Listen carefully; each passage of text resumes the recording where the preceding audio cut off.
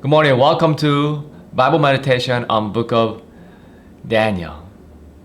Today is one of my favorite stories. If anybody went to Sunday school, they heard about these stories. This is a story about where Daniel was thrown down into lion's den. So the story goes like this. At this time, the Persian king took over Babylonian, and now he's ruling. During this time, Daniel was one of the favorite wise men. But among his colleagues, they didn't like him and they tried to figure out how to kill him.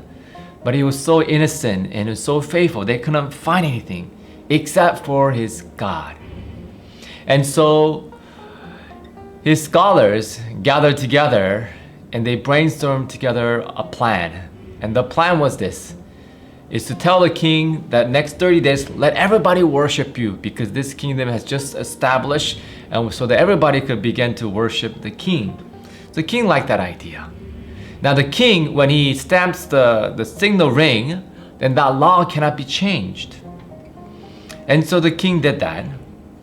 But here's what happened. Daniel knew that there was a law that anybody who worshiped other than the king for the next 30 days, they'll be thrown into the lion's den. And so here's what it says. Let me read it for you. Daniel chapter 6 verse 10 says, when Daniel knew that the document has been signed, he went to his house where he had windows in his upper chamber, opened towards Jerusalem. He got down on his knees 3 times a day and prayed and gave thanks before his God, and he has done previously. There's a couple of things that we need to talk about this. First, Daniel is about 80 years old, and he had a long history of following the Lord, so he has some experience. The question is this though, and you can ask this question to your children as well as you do your family devotion. Why did Daniel pray even though he knew that he's about to die? I mean, he could just secretly pray by himself, but Daniel opened the window as if he wants to tell everybody. Why did he do it?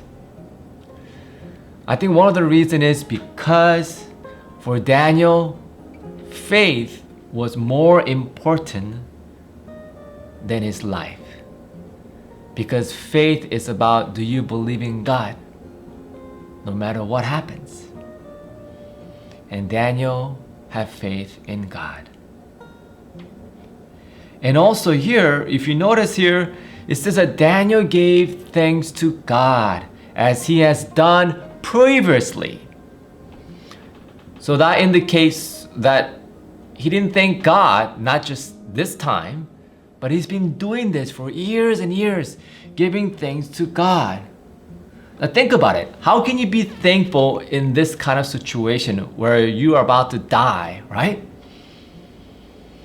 But here, Daniel practiced the spiritual practice of being thankful all the time. You cannot be thankful unless you have faith in God. You know, some people say this, do you see the cup half empty or half full? And so it's how you see things, the perspective, the way you see. And so let us be thankful all the times. So encourage your children, if you meet with your children perhaps, I want you to count what are you thankful for? And begin to thank God today as you begin to meditate the Word of God. Think about not just what's happening around us, but think about what you have received and what you have and how God has provided for you. And as you begin to practice that, because the Word of God says be thankful not just today or tomorrow or when you receive something, but be thankful all the times. And so Daniel learned to be thankful even in the midst of death and life situations. And I know especially even this time it's really difficult for us to be thankful. But let us be thankful that we are healthy, Let us be thankful that God is with us. And let us be thankful that God is in control.